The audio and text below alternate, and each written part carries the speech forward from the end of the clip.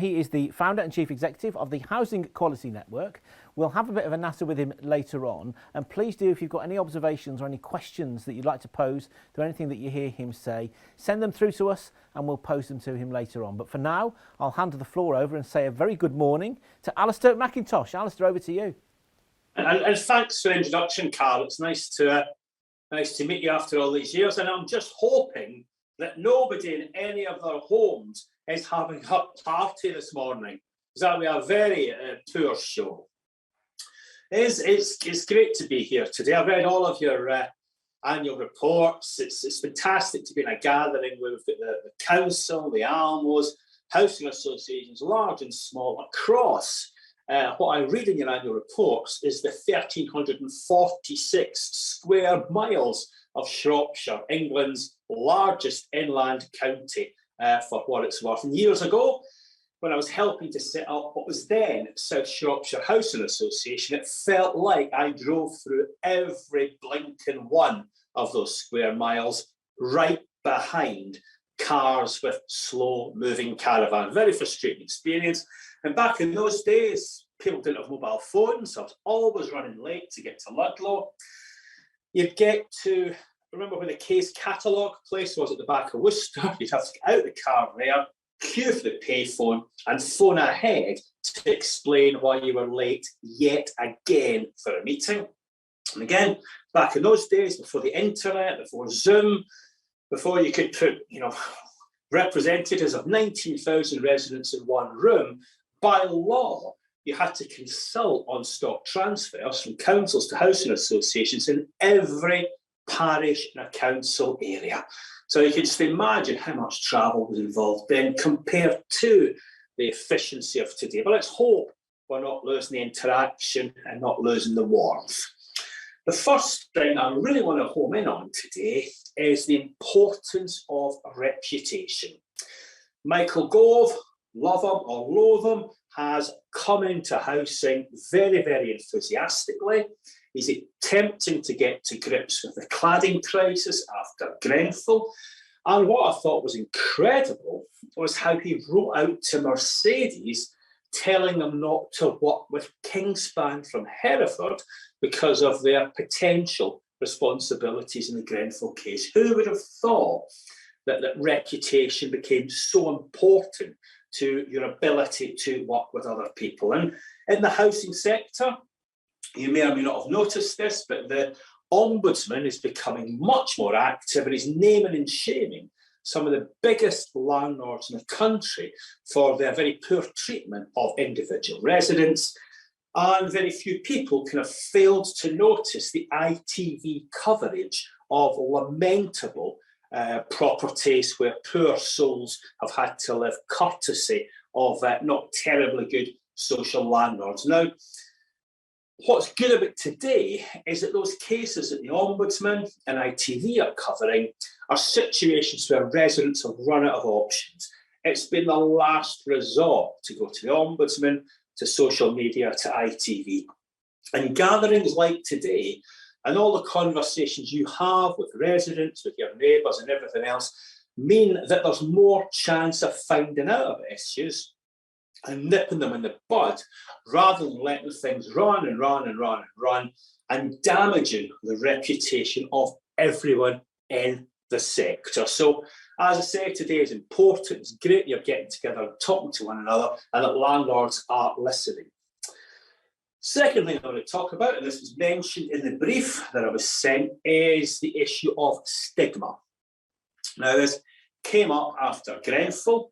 There was a feeling that the residents there weren't treated properly because they were somewhat looked down upon by the local authority and others. And the government's very keen to level up, very keen to stop all of that behaviour. There's an interesting little section, an introduction to the white paper by Boris Johnson, when he was, as he says, a cub reporter in Wolverhampton, went to see a council tenant, property in terrible disrepair, and that tenant had no faith at all in the local authority to put it right. And that stayed with Boris Johnson throughout his political career and helps to drive what is in the white paper. As I say, whether you love him or loathe him.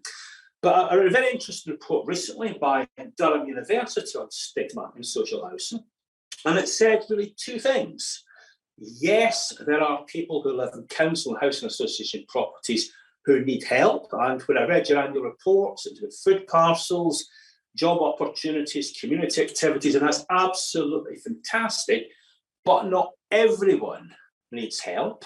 And these researchers were quite critical of the landlords that had said our tenants will never be able to manage universal credit, they'll never be able to manage their money for a whole month. And they felt that was a little bit patronising. So 10 out of 10 for the constructive help to individuals, but at all times, we've got to be very, very mindful of the fact that the vast majority, almost everyone who lives in council housing is very, very capable of leading well-organised, effective lives.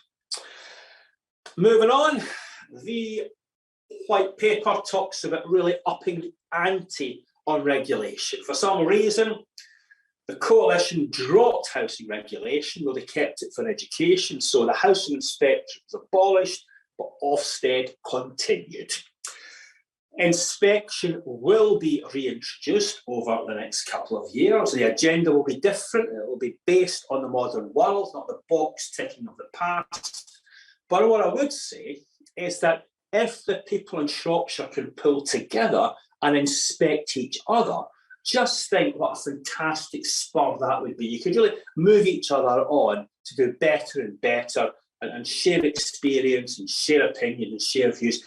I did an exercise like this about many years ago in Welwyn Hatfield.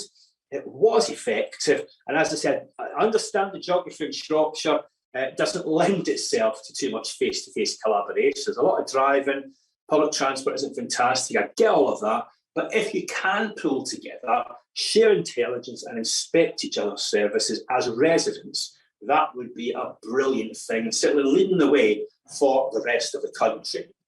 Similar token, the government wants to introduce mandatory satisfaction surveys. You're already doing them. I was reading them again in your reports last night.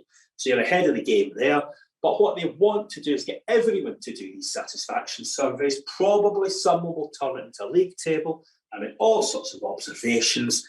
Satisfaction surveys can only ever be a can opener. They don't tell you everything that you need to know.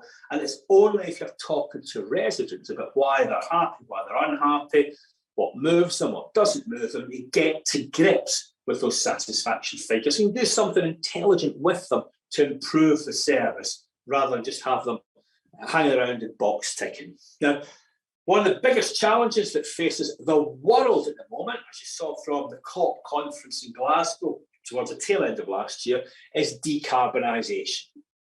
I can tell you right now, the accountants and the local authority, the ALMO, and the housing associations across Shropshire were burning the midnight oil, working out how to pay for decarbonisation. It's great that one of the landlords already has a third of its properties on heat pumps, which is well ahead of most organisations in the country. So on the one hand, the accountants are working out how to pay for it. Will we get grant? Will we get cheaper loans? If we're paying for decarbonisation, what other services maybe have to be cut short of for a while? It's very, very difficult decisions to be made there. But what I also notice, interesting to your experience on this, is that very often we find, and this is a proven point, that the specified effectiveness of heat pumps, other decarbonisation measures on paper don't match up to what happens in reality. And there's a big call right across the sector to work with residents to make sure the decarbonisation measures, the panels, the water-free toilets, the air source heat pumps, etc., actually are useful and livable with for residents rather than just things that get awards. So as a lot to be done there. But the most exciting thing about this session today, as I said at the start, is people have pulled together. There's a great opportunity to collaborate here. Many people argue that housing will only make progress if we co-produce services with residents. So we did a report for the Welsh Government across the water there a couple of years ago, before the pandemic, and the whole thrust of it was that landlords needed to listen, hear and act and actually make a difference. I saw lots of, you said we did, in your annual reports. And the other point they make is there should be nothing about us without us. So residents should be involved right the way through the card. And as I say, let's hope that collaboration and co-production works effectively across Shropshire and that one day Shrewsbury Town and Telford play nicely on the football pitch. Thanks for your attention. I'll now hand back and hopefully we can get some questions and discussions. So you dared to venture into the Telford and Shrewsbury debates, did you then? And it makes Rangers v Celtic look like a walk in the park, doesn't it? Yeah, absolutely. One question that's come up actually straight away, Alistair, from the conversation is where you were talking about the idea of making sure it's around how do you actually work out whether you're getting best practice or not, and the question really isn't all of this surveys, league tables and form filling just an opportunity for extra bureaucracy instead of dealing with the issues that matter on the front line, is the observation we've had. I couldn't agree more. If you've got a good relationship between the landlords and the tenants are spotting things and the landlords are listening and acting, that's fine. That is 10 out of 10. You know as well as I do that the law is always set up to deal with the worst performers, isn't it? So if you're sat in Whitehall, you're watching those ITV programmes, you're reading the Ombudsman report, you want to come at this with a rod of iron, don't you? And those tools are things like inspection and satisfaction reports. You guys, you just got to focus on your relationship. You've got to comply. But if you are working your relationship, if you're delivering good services, I don't think you're going to have a lot of palaver over this. At the same time, though, of course, we're broadcasting to the customers today, and there needs to be mechanisms, doesn't there, for them to actually know where the best practice actually is. They've got to have some kind of yardstick, haven't they, to compare and contrast. They have. That is a very good point. I think that once you start going right across the country, you've got different geographies, different social mixes, etc. It's hard to judge. I think the joy of measuring yourself against other people in Shropshire is folk understand intuitively the difference between a new town in Shrewsbury, between the rural associations and the more urban associations. If folk can sit down and make some sensible judgments about who's delivering good and effective services. If it starts to get too remote, if you're comparing yourself with national figures, it's easy to be caught up in this apples and pears things, isn't it? That's not really a fair comparison. Although some people try to do that, don't they? That's where the problems are caused sometimes, isn't it? For sure. I mean, it's if you are managing properties across rural Shropshire, if you have new town stock at all ages at the one time, with particular decarbonisation challenges, of course your costs are going to be different. Of course the issues are going to be different. But hopefully people can understand that. Tell me a bit more about the Housing Quality Network as well. I mean, what's the organisation itself, and maybe what a typical week in your life is? Or is there such a thing as a typical week in your life? Well, the organisation was set up 25 years ago. And at that time, local authority stock was in very poor condition.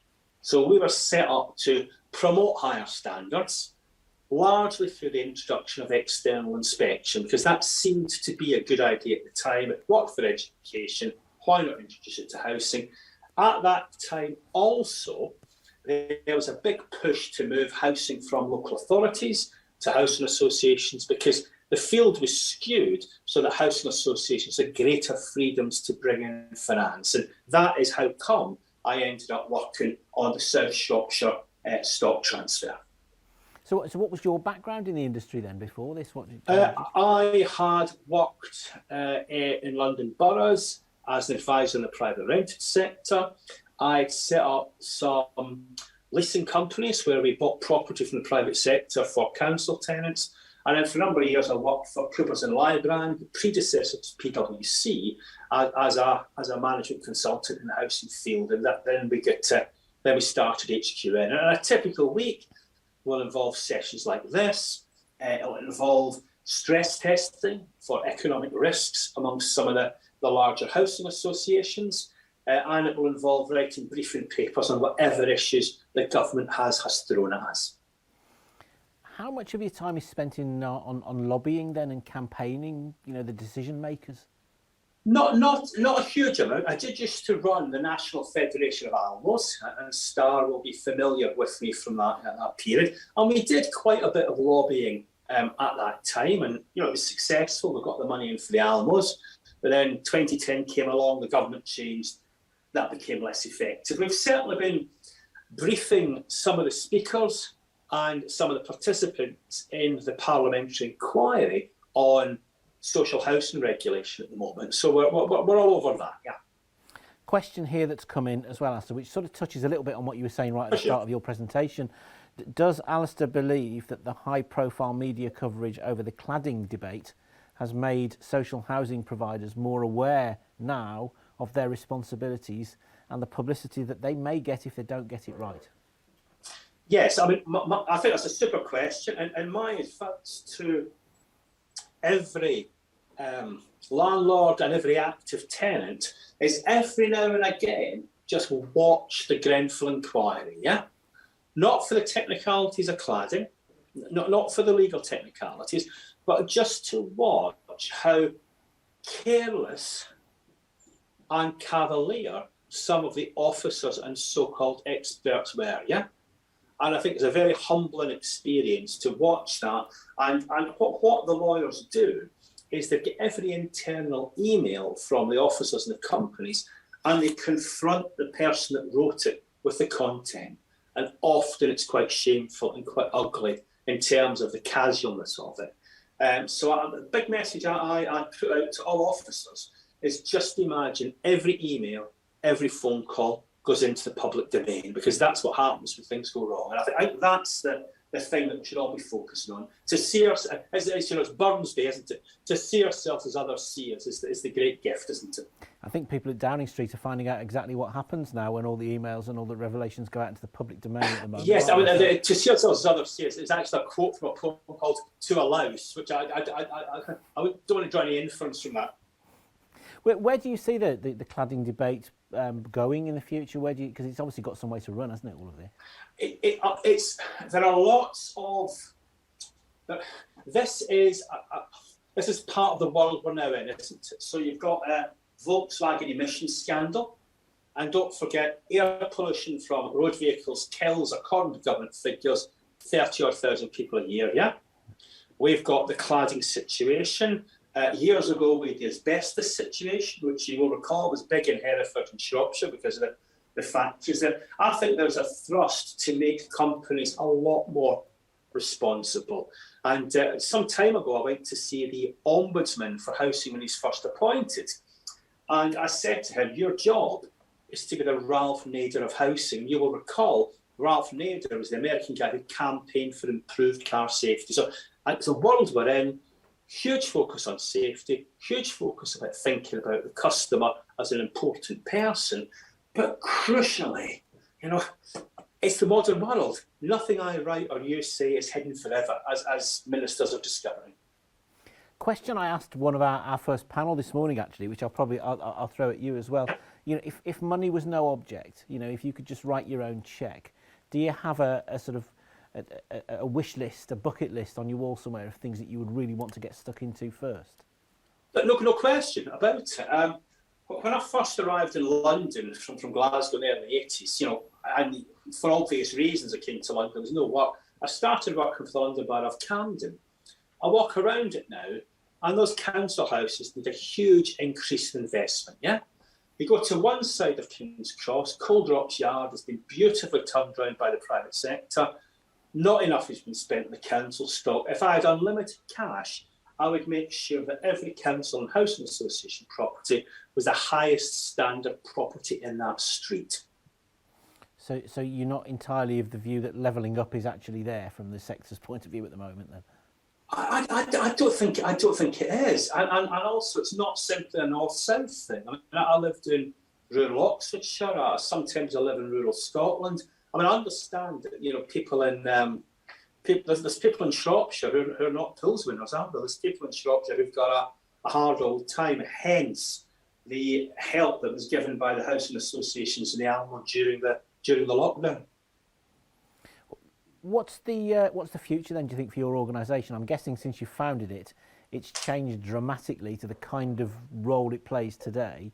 Where do you see it going over the future? I mean, I guess during the COVID era, aside from anything else, it had to change a lot then. Yes, I mean, I think the biggest change that happened to us was in 2010 when inspection was dropped and we were in effect abolished, yeah? So we had to sort of come back from the dead, as it were, which is fine. Interestingly, lockdown was in some way, obviously I'm a person who goes out a lot. I was put out by it, I was frustrated by it, of course I was. But we reached an awful lot more people through Zoom than we ever reached through events in hotels or venues, yeah? And it was cheaper, so people could actually come along, yeah? So the joy of the Zoom era is its improved accessibility. But I do notice there's a constant theme running through today and tomorrow from the residents about loneliness and isolation, yeah?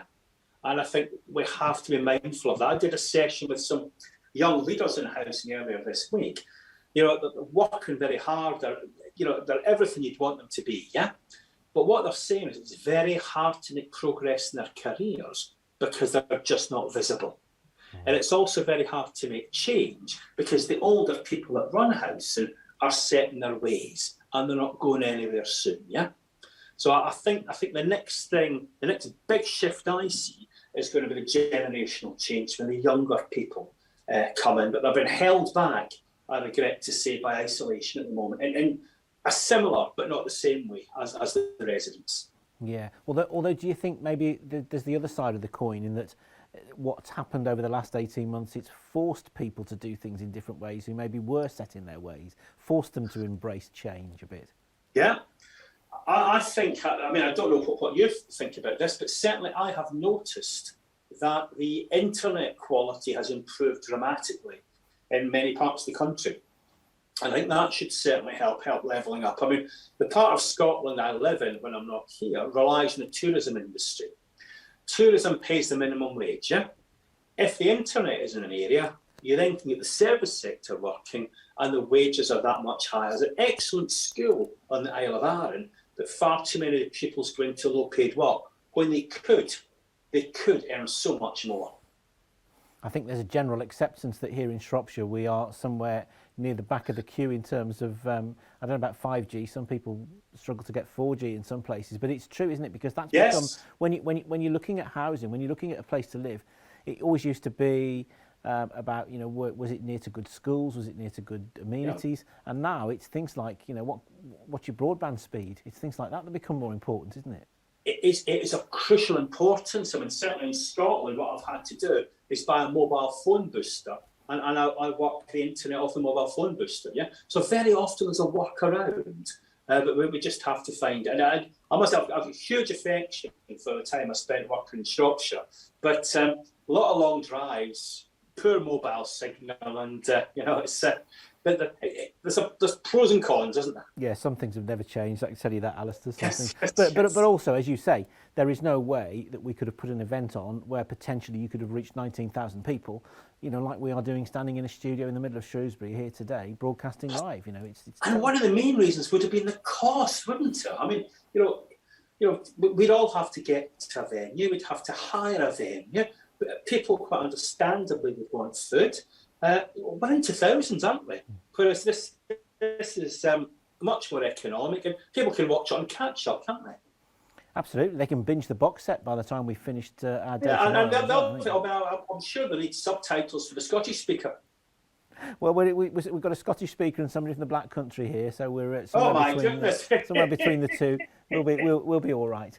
So, Alistair, if there's one takeaway then from everybody that's been listening today that you'd want, if there's one particular point that you'd want them to remember, to bear in mind, to prioritise from today, what would it be? I just think, the return of inspection is an opportunity for the people in this room to shine. If the residents and the landlords come together and work across Shropshire, you can lead the way. You can write the script, because the regulator is very thin on the ground. They don't have many troops.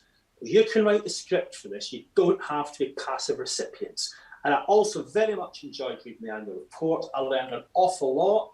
I was enthused about the great work you've been doing during the lockdown, and the fact that one of you has a third of its properties already on heat pumps is fantastic. Yeah, well, I think a lot of the conversation over the next 2 days is going to revolve around collaboration, partnership. It already has done so far today, and it is, as they say, it's good to talk, don't they, Alistair? And it's nice to meet you. Yes, it's been good to talk to you. Thank you so much for your time, and hopefully you've given some people plenty of things to stimulate the mind. So I'll leave it to your day, and thank you very much indeed, Alistair. Enjoy your lunch. Thank you very much indeed.